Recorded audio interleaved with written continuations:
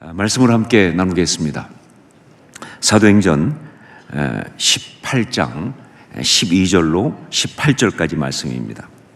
사도행전 18장 12절로 18절까지 말씀 한 절씩 교독하겠습니다. 사도행전 18장 12절 말씀 제가 먼저 봉독합니다. 갈리오가 아가야 총독되었을 때에 유대인이 일제히 일어나 바울을 대적하여 법정으로 데리고 가서 말하되 이 사람이 율법을 어기면서 하나님을 경외하라고 사람들을 권한다 하거늘 바울이 입을 열고자 할 때에 갈리오가 유대인들에게 이르되 너희 유대인들아 만일 이것이 무슨 부정한 일이나 불량한 행동이었으면 내가 너희 말을 들어주는 것이 옳거니와 만일 문제가 언어와 명칭과 너희 법에 관한 것이면 너희가 스스로 처리하라. 나는 이러한 일에 재판장 되기를 원하지 아니하노라 하고 그들을 법정에서 쫓아내니 모든 사람이 회당장 소스네를 잡아 법정 앞에 때리되 갈리오가 이 일을 상관하지 아니하니라. 함께 읽습니다. 바울은 더 여러 날 머물다가 형제들과 작별하고 배 타고 수리아로 떠나갈새 브리스길라와 아굴라도 함께 하더라. 바울이 일찍이 소원이 있었으므로 겐그라에서 머리를 깎았더라. 아멘. 오늘 우리가 지금 드린 예배는 평신도 훈련 수료 및 입학 예배입니다. 그런데 제가 늘 말씀드리지만 이 훈련에서 예외가 되는 평신도는 없다. 성도 가운데 훈련에서 예외가 되는 그런 성도는 있을 수가 없습니다. 그렇기 때문에 오늘 이 평신도 훈련 수료 및 입학 예배는 사실은 모든 성도에게 해당되는 그런 것이다. 여기에 오늘은 나는 그냥 구경꾼이고 오늘 말씀은 저 앞에 앉은 사람들이 좀 받아야겠다라고 생각하는 분이 있다고 한다면 이건 정말 잘못된 것이다. 우리 모두에게 주시는 그러한 하나님 말씀이고 우리 모두에게 해당되는 그러한 주의 말씀 메시지 정말 귀한 말씀이라는 것을 기억하고 그렇게 함께 말씀을 받기를 원합니다. 자, 그래서 먼저 우리가 여기서 생각해 보기 원하는 것, 평신도 훈련을 받는 이유가 뭘까? 훈련을 받는 목적이 무엇일까 하는 겁니다. 왜 우리는 훈련을 받아야 하는가? 훈련을 받는 이유가 뭐고 목적이 뭔가? 첫 번째 생각할 수 있는 것이 성경과 영적인 지식을 배우기 위하여. 그렇죠. 성경과 영적인 지식을 배우기 위하여. 그렇습니다. 정말 우리는 끊임없이 성경 말씀 배워야 하고 영적인 지식을 배워야 합니다. 이게 훈련의 중요한 목적이고 이유가 되죠. 하지만 이게 맞지만 그러나 사실 우리가 고백할 수밖에 없는 게 뭐예요? 배우면 뭐합니까? 돌아서면 잊어버리는 것을. 이게 우리 실존이잖아요. 배운다고 다 기억하면 얼마나 좋겠어요. 물론 어떤 사람은 정말 여기서 굉장히 아주 중요한 진리를 얘기하더라고요. 콩나물 진리라고. 콩나물 물 부으면 다 빠지는 것 같지만 그래도 잘하지 않느냐 하면서 우리는 잊어버리는 가운데 그래도 우리가 잘하지 않겠느냐라고 하는데 맞긴 맞아요. 하지만 여하튼 그런 아쉬움이 있다는 건 분명합니다. 이유 중에 하나는 말씀 배우려고 영적 지식 배우려고 하는 겁니다. 자, 두 번째 또 하나의 이유를 얘기한다면 사역을 위한 방법과 기술을 배우기 위해서 훈련을 받는 거예요. 사역을 하기 위한 방법과 기술을 배우기 위해서. 정말 중요하죠. 사역해야 되니까 그 사역을 위해서 우리가 어떤 방법을 또 기술을 배우는 것, 이게 훈련이다. 이것도 물론 맞습니다. 중요하죠. 하지만 또 여기서 생각할 수 있는 게 뭐냐면 배운다고 할 수 있느냐 하는 거죠. 사실 사역이라는 게 우리 힘으로 하는 게 아니고 성령께서 역사하셔야기 때문에 배운다고 다 할 수 있는 것은 아니다. 그런 면에서 조금 우리가 주저할 수 있어요. 하지만 성령께서 역사하시는 것도 그냥 무조건 하는 것이 아니라 우리가 할 것 최선을 다해 준비하면 거기에 역사하시는 거니까 당연히 이것도 중요한 이유가 됩니다. 자, 그런데 이 두 가지보다 더 중요한 또 한 가지 훈련의 이유, 목적이 있습니다. 그건 바로 영적인 생활을 제대로 하기 위해서 훈련하는 것이다. 왜 우리는 훈련을 받아야 하는가?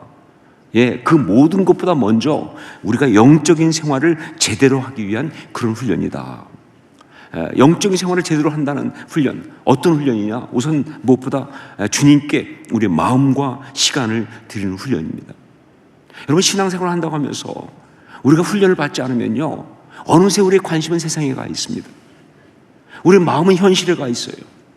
주님께 시간을 드리고 주님께 마음을 드리는 거 그렇게 쉽지 않습니다. 그런데 주님께 시간을 드리지 못하고 주님께 마음을 드리지 못하면 그건 신앙이 없는 거죠. 신앙생활 잘못하고 있는 거죠. 그렇기 때문에 정말 주님께 시간과 마음을 드리기 위해서 작정하고 훈련을 받아야 하는 거예요. 시간 정해놓고 숙제해가면서 우리 목사님들도 여러분께 숙제 낼 때 마음이 아파요, 사실. 괴롭히는 것 같아서. 근데 우리는 괴롭혀야 돼. 그게 우리의 사명이야. 그래야 여러분의 마음이 주님께 가니까.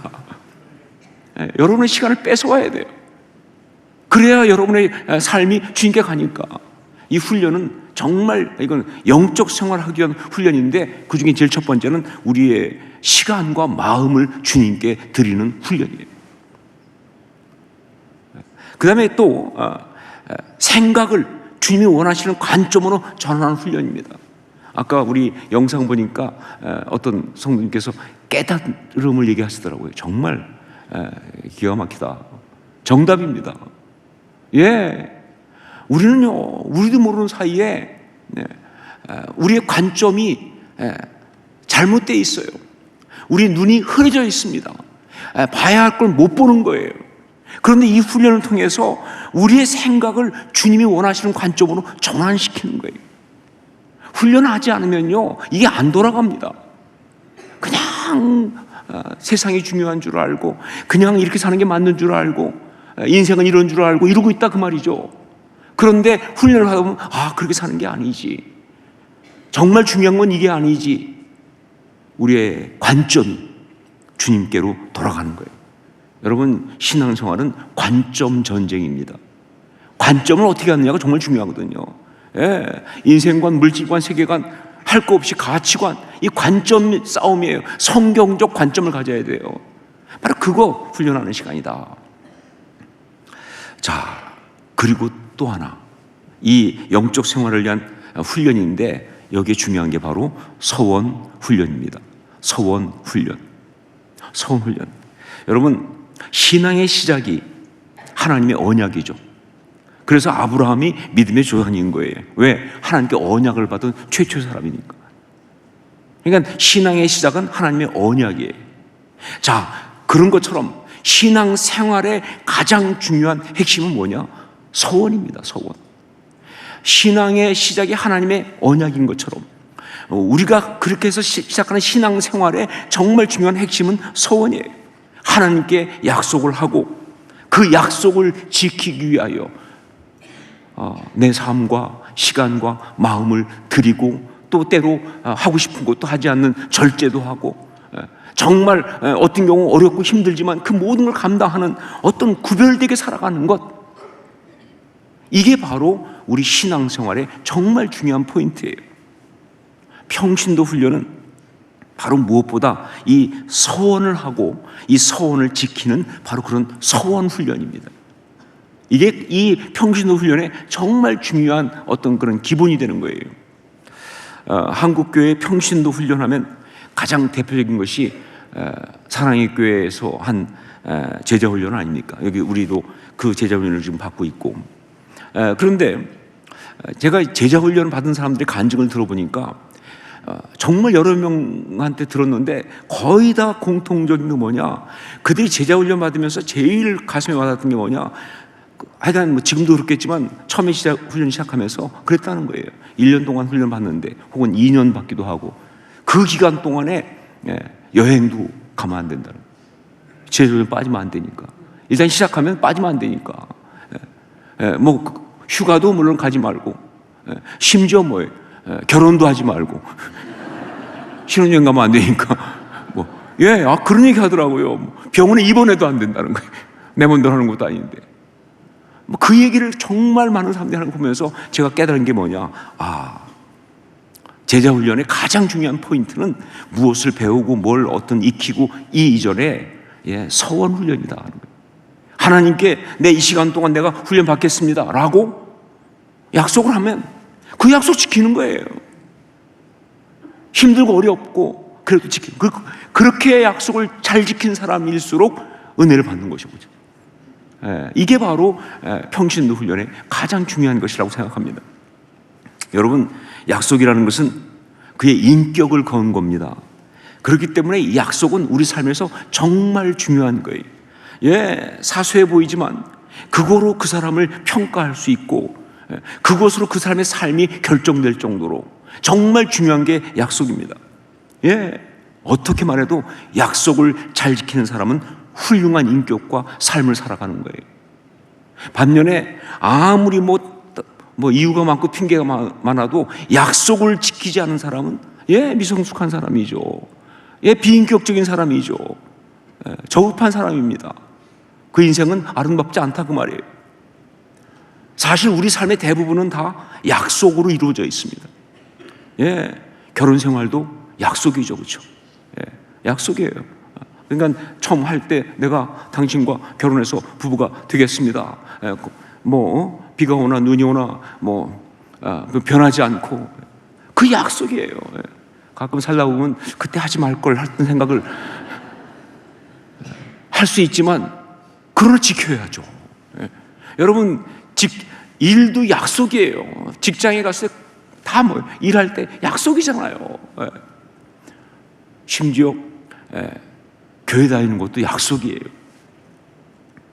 약속입니다. 신앙생활도 정말 지키면 훌륭한 삶이에요. 아니면 비참한 삶이에요. 저급한 삶이에요. 약속을 지키는 것에 사실은 그 삶의 성패가 달려있다라고 말할 수 있을 정도로, 바로 그래서 신앙생활의 아주 중요한 요소가 서원이라는 거예요.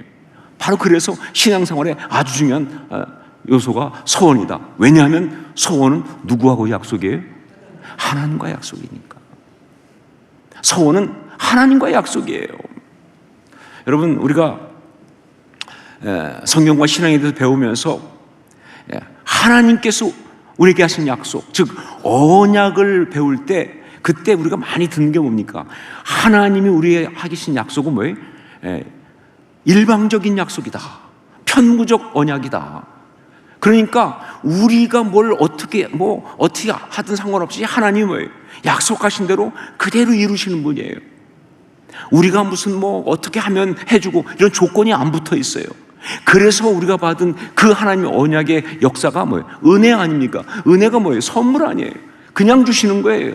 우리가 아무 대가를 지불하지 않아도 그냥 주시는 거예요. 하나님이 일방적으로 약속하신 대로 그대로 행하신다 하는 이야기죠. 이걸 그런데 너무 강조하다 보니까 반대쪽에 우리가 하나님께 드리는 약속, 이 서원에 대한 부분들이 좀 약화되는 경향이 있어요. 이게 좀 안타깝습니다. 구원에 관한 것은 하나님의 일방적인 약속이에요. 왜냐하면 우리 힘으로 구원받을 수 없으니까. 하나님이 그냥 전적인 은혜로 구원을 주시는 거예요. 그러나 구원받은 자로 이 땅을 살아가면서 우리가 정말 제대로 살기 위해서는요, 우리의 서원이 중요한 거예요. 구원받은 자로 이 땅을 살아가면서 우리가 정말 제대로 살기 위해서는 우리의 서원이 중요하다. 서원은 신앙인이 이 땅을 살아가면서 올바르게 정말 효과적으로 잘 사는 가장 중요한 그런 비밀이고 방법이에요. 이건 정말 결코 무시할 수 없는, 결코 약화시킬 수 없는 그런 것이다. 여러분, 성경에 나오는 믿음의 인물 가운데서 이 서원의 스토리가 없는 사람은 아무도 없습니다. 드러나든 혹은 드러나지 않든 간에 성경에 나오는 모든 믿음의 사람들은 다 이 서원의 스토리가 있어요. 그들이 하나님의 사람이 된 것은 전적인 하나님의 선택과 은혜이지만, 그들이 하나님의 사람으로 이 땅에서 바르게 살아가는 그 모든 이야기는 서원 이야기예요. 하나님께 약속을 드리고 그 약속을 갖다가 지키는, 서원과는 뗄래야 뗄 수 없는 그 관계 속에 있는 그런 스토리다 그 말이죠. 바울 사도 바울 경우도 마찬가지입니다. 우리 18절 말씀을 한번 같이 읽겠습니다. 18절 함께 읽습니다. 바울은 더 여러 날 머물다가 형제들과 작별하고 배 타고 수리아로 떠나갈새 브리스길라와 아굴라도 함께 하더라.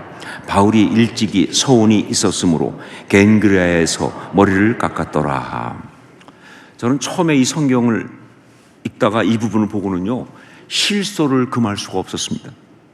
아니, 성경이 할 일이 없어서 머리 깎은 이야기까지 쓰나 싶은 거예요. 그렇지 않아요? 뭐 이런 거 쓰려면 화장실 가고도 쓰지. 도대체 왜 갑자기 머리를 깎았다는 말을 왜 쓸까? 근데 여러분 아시죠? 성경은 의미 없는 것은 쓰지 않습니다. 메시지가 없는 건 절대 기록하지 않아요. 그러니까 이거 절대 그렇게 의미 없는 그런 메시지가 없는 그런 거 아니에요. 이걸 보고 제가 처음에 실소를 금치 못한 건요, 그건 무조건 뭐예요? 저의 무식의 소치예요. 제가 무식해서 모르니까 그때 웃는 것이지, 이걸 제대로 알면 그럴 수 없어요. 여러분 놀라지 마세요. 바울이 겐그레에서 머리 깎은 이 이야기는요, 정말 중요한 이야기입니다. 그냥 중요한 정도가 아니라 이건 사도행전의 어떤 그런 맥에 해당하는, 사도행전 전체를 뚫고 지나가는 핵심 구절과 같은 그런 거예요. 심하게 좀 표현하면요, 사도행전의 시작은 뭐로 시작합니까? 사도행전 1장 8절로 시작하죠. 그렇죠? 그렇지 않습니까? 성령이 너희 마시면 너희 권능을 받고 예루살렘과 온 유대와 사마리아 땅까지 이루어 내 증인이 되리라. 이거 시작하잖아요. 그렇죠? 그런데 그렇게 시작된 사도행전 1장 8로 시작된 그 사도행전의 그 출발, 그것이 말이죠, 쭉 진행하다가 그 사도행전의 전개에 있어서 아주 중요한 핵심으로 딱 등장하는 것이 바로 사도행전 18장 18절이에요. 장절도 비슷하게 앞에 건 1장 8절, 뒤에 건 뭐예요? 18장 18절. 그 정도로 중요한 거예요. 이게 왜 이렇게 중요합니까? 머리 깎은 게. 왜냐하면요, 이 말씀이 담고 있는 것이 다른 것이 아니라 서원이기 때문에 그래요. 이게 서원의 이야기이기 때문에. 예수 그리스도를 위해서, 하나님의 나라를 위하여 생명까지 아끼지 않는 사람, 그래서 그가 걸어간 발자취가 사도행전이고, 그가 경험했던 모든 일이 간증이었으며, 그의 고백이 성경이 되었던 사람 사도 바울의 서원의 이야기니까. 이게 바로 이 말씀의 핵심이거든요. 그래서 이 말씀이 중요한 거예요. 바울로 하여금 바울 되게 했던 바로 그 서원, 그렇게 힘들고 어려운 상황 속에서도 포기하지 않고 그의 삶의 발걸음을 여전히 씩씩하게 옮기게 했던 바로 그 서원, 그 삶의 추진력이었습니다. 그 삶의 동기였습니다. 그 삶의 이유였습니다. 그런 서원의 이야기가 여기 담겨 있기 때문에, 그래서 이게 너무 중요한 것이다. 그래서 오늘 우리는 이 말씀 속에서 우리에게도 동일하게 중요한 그 서원에 대한 아주 중요한 메시지를 발견할 수가 있습니다. 첫 번째 메시지, 서원이 있어야 한다 하는 것. 서원이 있어야 한다. 18절 말씀을 다시 한번 같이 읽겠습니다. 함께 읽습니다. 바울은 더 여러 날 머물다가 형제들과 작별하고 배 타고 수리아로 떠나갈새 브리스길라와 아굴라도 함께 하더라. 바울이 일찍이 서원이 있었으므로 겐그레아에서 머리를 깎았더라. 바울이 일찍이 서원이 있음으로. 여러분, 우리가 신앙생활하면서 하나님께 드린 약속, 즉 서원이 없다고 한다면 우리의 신앙생활 가운데는 그야말로 다이내믹이 있을 수가 없습니다. 왜 많은 사람들이 신앙생활 하는데 재미가 없고 그냥 물에 물 탄 듯 술에 술 탄 듯 그냥 습관적으로, 가장 중요한 이유 중에 하나는 하나님께 드리는 서원이 없어요. 약속을 드린 것이 없으니까 지킬 것도 없어요. 지키기 위해서 몸부림도 안 쳐. 지키지 못한 거에 대한 어떤 그런 막 죄송함, 그런 거 사실은 없어. 그냥 하는 거예요. 그냥. 여러분, 신앙생활의 힘은 하나님께 소원을 하고 그걸 이루는 과정 속에 있는 겁니다. 이게 신앙생활의 힘이에요. 시편 50편 14절로 15절 말씀 보면, 감사로 하나님께 제사를 드리며 지존하신 이에게 내 소원을 갚으며 환난 날에 나를 부르라. 내가 너를 건지리니 내가 나를 영화롭게 하리로다. 여러분, 이건 아삽이라는 사람의 시예요. 자, 그런데 여기 질문이 나오죠. 어떻게 하나님을 섬길까? 많은 재물을 드리면서 그렇게 하나님을 섬길까? 그런데 이 시편의 앞에 보면 나오지만 여기 이런 말이 나옵니다. 세상의 모든 것이 누구 것이다? 하나님의 거예요. 그런데 하나님 앞에 우리가 양 잡아 바치면서 짓거 드리는 것처럼 사실 누구 거예요? 하나님 건데, 그렇죠? 아니, 하나님이 양고기가 없어서 그걸 받으면 기뻐하시겠어요? 하나님 돈이 없으세요? 그거 뭐 헌금해드리고 뭐 갖다 바치고 뭐 하고 막 그냥 뭐 하나님 뭐 좋으시죠? 이거 아무나 갖는 거 아닙니다. 그런 거 아니잖아요. 아삽은 그렇게 말하는 겁니다. 하나님께 제사 드릴 때 무슨 재물을 갖다 바치고, 사실 그게 하나님 앞에 진짜 제사가 아니라 소원을 갚는 것. 최고의 제사는 하나님께 약속을 하고 그 소원을 갚는 것. 이게 바로 최고의 제사라는 거예요. 그러면서 그 다음에 나온 게 뭐냐? 하나님과 그런 관계 속에 있게 되면 환난 날에 나를 부르라. 내가 너를 건지리니. 이게 그때 가능한 거예요. 하나님께 소원하고 하나님께 소원을 든 것을 지켜나가는 그 관계 속에 있을 때만 하나님께 기도할 수 있는 거죠.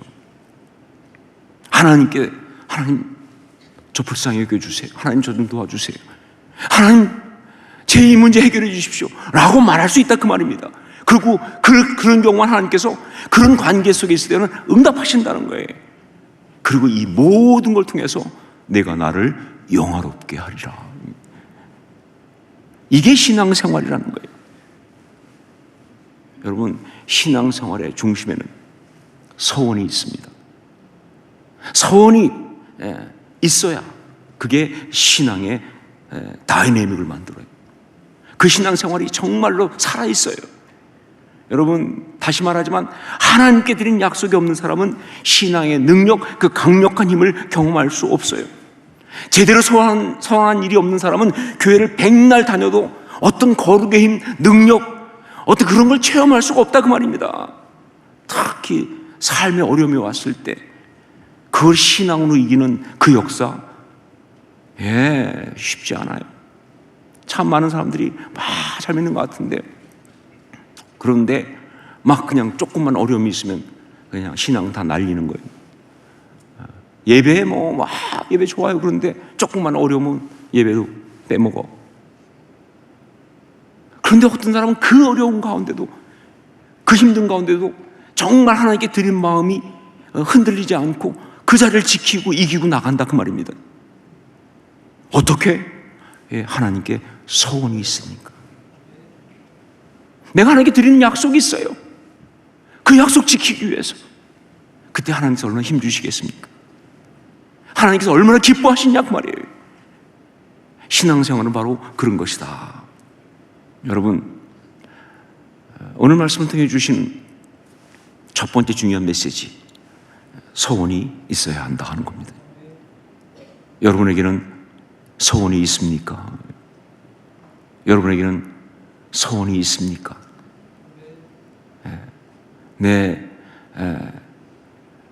정말 생명이 끊어지는 순간까지라도 내가 정말 목숨을 걸고 지킬 그런 소원이 있느냐, 그 말이에요. 두 번째, 여기 나온 또 중요한 메시지, 소원에 올바른 소원이어야 한다 하는 겁니다. 올바른 소원이어야 한다. 소원, 그게 정말 중요한 것이지만, 그러나 때로 잘못된 소원 때문에 그 인생이 망한 사람이 한두 명이 아니에요. 또 그 소원에 잘못 얽매여가지고 올매여가지고 그래서 그 인생이 무너지고 빗나가고 그런 사람이 굉장히 많습니다. 제가 아는 어느 목사님이 있는데 정말 재능도 많고 감성도 풍부한 사람이에요. 정말 매력이 있고요. 정말 많이 유행하는 말 그대로 자유로운 영혼이에요. 너무 하고 싶은 것을 하면서 살았으면 정말 행복할 그런 사람이에요. 매력도 있고요. 아주 훌륭한. 그런데 문제는 이분은 태어날 때부터 그 부모님이 한쪽도 아니고 양쪽이 한꺼번에 목사로 서원을 했다는 거예요. 많은 목사님들이 다 억울해합니다. 왜 나한테 물어보지도 않고 애를 가지기 전부터 서원한다니까. 부모가 목사로 서원합니다. 그리고 태어나서 어릴 때부터 계속 그걸 주입한 거예요. 너는 목사가 되어야 한다. 막 목사가 되어야 한다. 막 이렇게. 그러니까 이분은 그걸 못 벗어나죠. 그 소원이 있으니까. 그런데 문제가 뭐냐? 이분은 다른 건 다 재능이 많은데 목사로 하는 데는 재능이 없는 사람이에요. 사람들하고 다 잘 지내고 그러는데 이렇게 목회, 특히 한국교회 같은 이 상황 속에서 그 목회를 하기에는 정말 적합하지 않은 사람이에요. 무엇보다 이 사람은 문제가 정말 말은 잘해요. 개인적으로 말은. 근데 앞에 서면 말을 못해. 아니 앞에 서면 말을 못하는데 어떻게 목회를 설교가 안 되는데. 그러니까 결국 목회자로서 계속 실패하는 거죠. 신학교 가고 목사가 됐지만 이게 안 되는 거예요. 그러다 보니까 자존감 떨어지고 마음속에 스트레스 쌓이고 도망가고 싶은데 그런데 못 도망가죠. 왜? 도망가면 뭐예요? 배신이잖아. 그 소원을 깨는 거니까 또 얼마나 무서운 얘기 많아. 소원을 지키지 않았을 때 당할 벌 막 그런 거 없거든요. 그런데 막 그런 거 막 잘못 들은 것 같으니까. 그래서 결국은 떠나지도 못하고 그러면서 그냥 계속 목회를 하다 보니까 그 삶이 너무 힘든 거예요. 정말 잘못된 소원이 어떻게 한 인생을 망가뜨리는지를 제대로 보여줬어요. 너무 안타깝게도. 여러분, 우리가 신앙인으로 아름답게 살아가려면 서원이 있어야 하는데 첫 번째 중요한 서원이 있어야 한다죠. 그런데 더 중요한 게 뭐냐? 그 서원이 올바른 서원이어야 한다는 겁니다. 올바른 서원이어야 한다. 그러면 그 올바른 서원이라는 게 무엇인가? 그것이 무엇인지를 여기 바울 사도의 서원 이야기를 보면서 우리가 정확하게 알 수가 있어요. 두 가지인데 첫 번째, 하나님과의 관계에 기초한 서원이에요. 서원은, 올바른 서원은 하나님과의 관계에 기초한 서원. 사도 바울이 여기서 머리를 깎으면서 서원한 게 뭡니까? 땅끝까지 가서 증인이 되겠다라고 하는 그런 거예요. 근데 여러분, 절대 이것이 어디에 가서 무엇을 어떻게 하겠다가 아니에요. 거기에 주목하면, 땅끝에 주목하면 안 돼요. 바울이 땅끝까지 갔다고 그래요. 그 얘기 저도 들어가지고 제가 지난번에 산티아고 순례길 갔을 때 포르투갈 가서 그 땅끝 가봤잖아요. 바울 없어요, 거기. 왔는지 안 왔는지 알 수가 없어요. 땅끝에 주목할 필요가 없어요. 뭘 어떻게 한다 주목할, 증인 되겠다, 증인으로 막 그렇게 전도자로 살아간, 아니 그것보다 더 중요한 게 있어요. 뭐냐? 땅끝까지 가서 증인이 되겠다는 이것은요, 무엇을 어떻게 하겠다는 그 내용보다 중요한 건 주님을 위하여, 주님께서 주신 사명을 가지고 살겠습니다. 이게 먼저예요. 이게 기본이에요. 땅끝 안 가도 괜찮아. 못 가도 실패 아니에요. 내가 정말 주님을 위해서, 그때 그 다메스코에서 거꾸로졌을 때, 그때 하나님을 통해서 주셨던 그 나를 부르신 그 부르심, 그 주님 앞에 내가 그 주님이 원하시는 그 어떤 사명을 가지고 그 최선을 다해 살아가겠습니다. 이게 기본인 거예요. 올바른 서원은 바로 이런 겁니다. 어떤 일, 어떤 자리, 무엇을 어떻게 하는 것보다 먼저 주님과의 관계가 기본이 되는 거예요. 자, 물론 모든 서원에는 구체적으로 무엇을 어떻게 하겠다는 내용이 들어갑니다. 하지만 그건 다 주님과의 관계를 위해서 그렇게 하는 거예요. 그러니까 그건 결국은 그 모든 것은 주님과의 관계가 더 깊어지고 아름다워지기 위한 그런 것들이에요.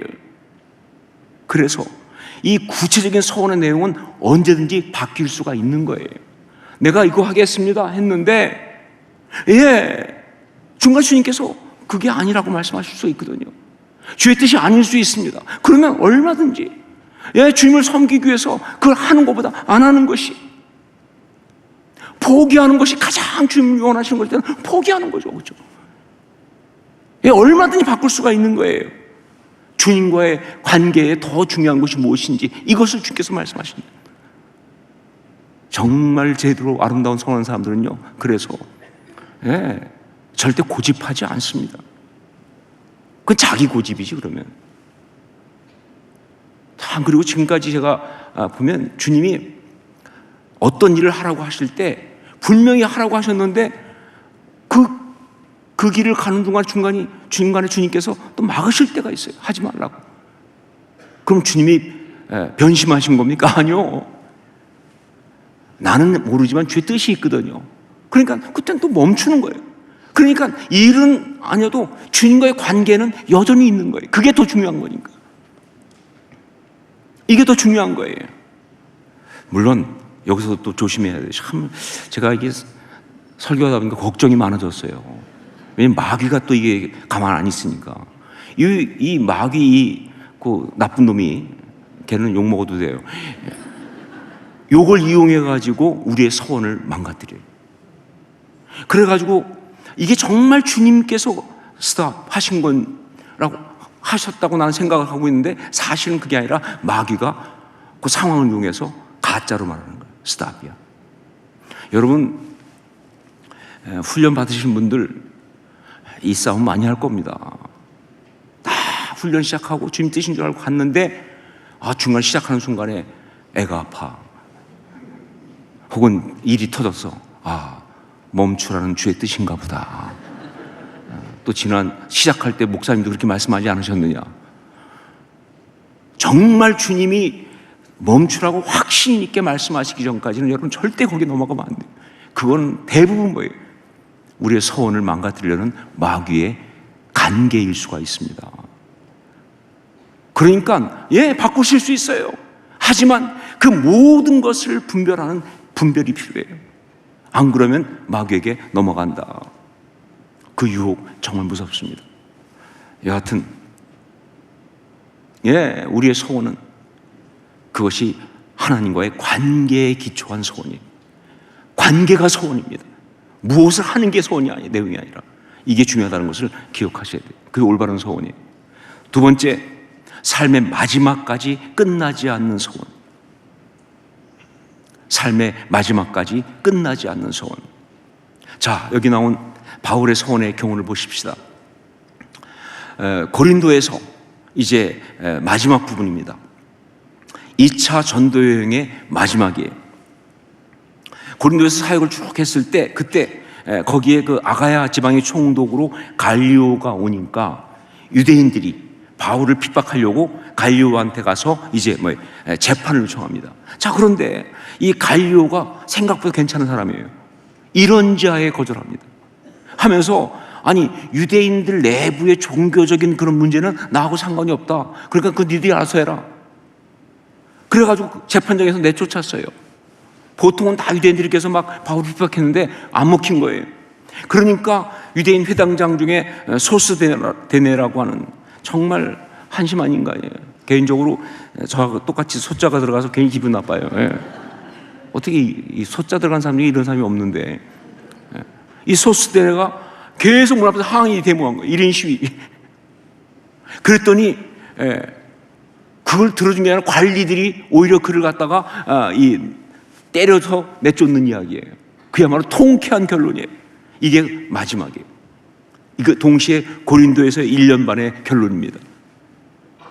혹은 마게도냐 전체 지방의 2년 혹은 3년간의 선교 여행의 결과예요. 이렇게 케이스가 끝났어요. 자, 그런데 바울에게는 여전히 끝나지 않은 것이 있었다. 뭐가 끝나지 않고 있었느냐? 서원이.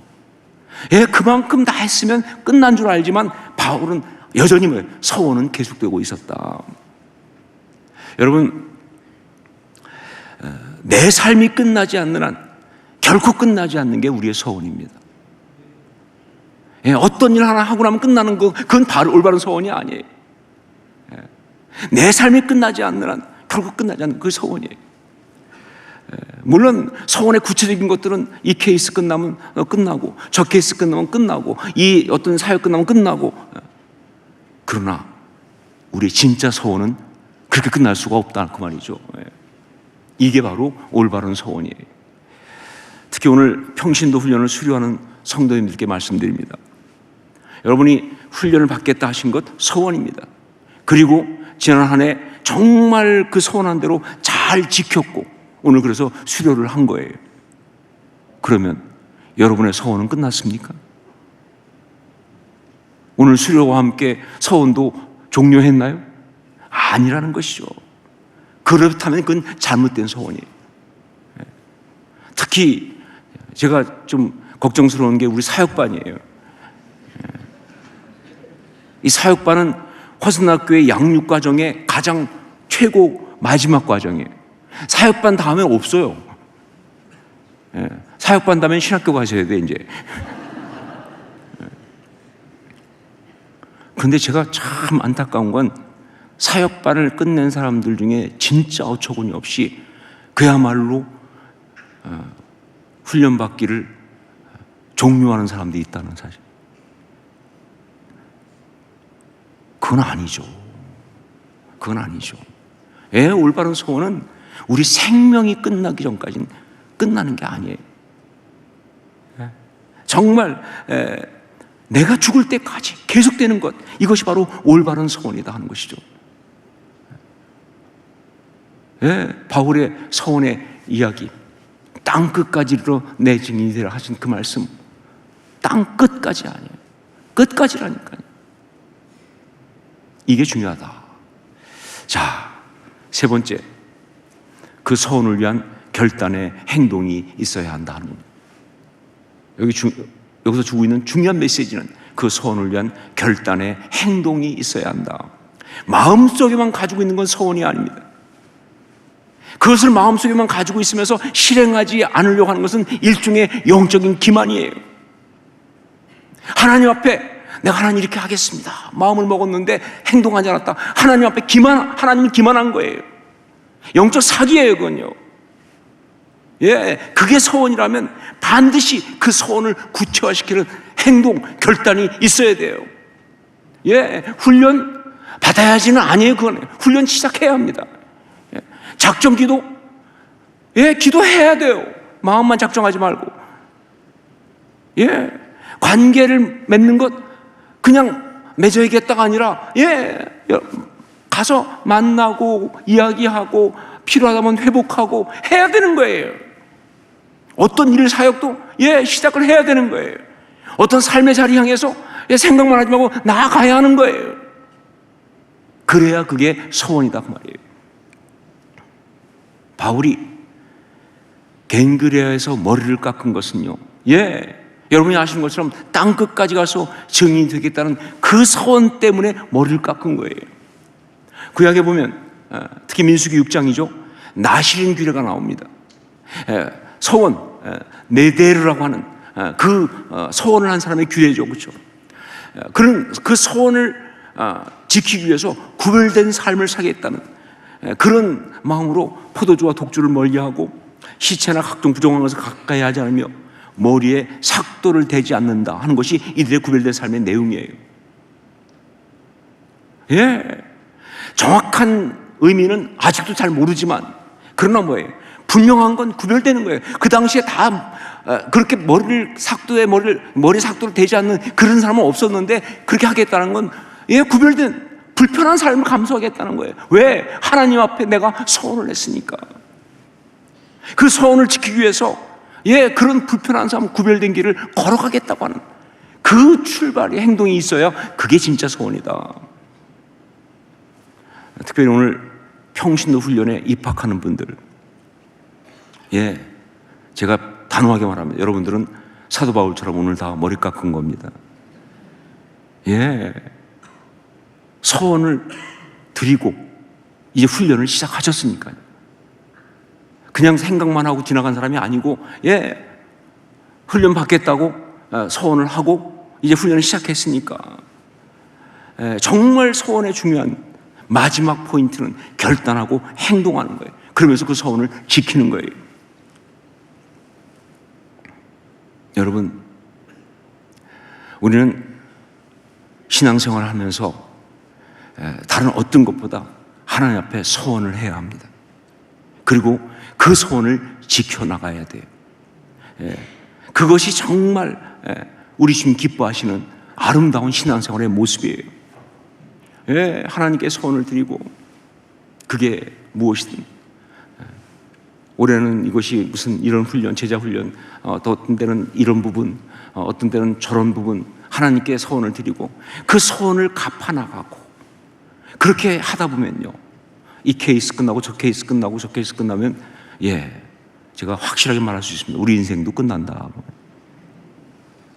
인생은 그런 거예요. 신앙생활은 그렇게 하는 겁니다. 하나님께 소원을 하고 그 소원을 갚으면서 이 케이스 저 케이스, 그러나 그 기본에 있는 하나님과의 관계의 소원을 그렇게 하다 보면 우리 인생이 끝나는 겁니다. 그런데 여러분, 바울이 여기서 오늘 말씀에서 마지막으로 던져주고 있는 기가 막힌 메시지 뭔지 아세요? 그렇게 하면서 아름다운 자신의 사도행전이 쓰여져 간다는 사실이에요. 그게 소원입니다. 우리의 사도행전을 써나간다. 오늘 평신도 훈련이라고 하는 이 소원을 통해서 아름다운 사도행전을 기록하고 또 기록해 나가는 주의 신실한 모든 성도들에게 주님의 이름으로 주님께서 영광 받으시는 그러한 축복을 아주 마음을 다해 전달합니다. 여러분, 너무 잘하셨고 너무 아름답습니다. 그 소원을 반드시 이루시는 그런 귀한 삶 살아가기를 주님으로 축원합니다.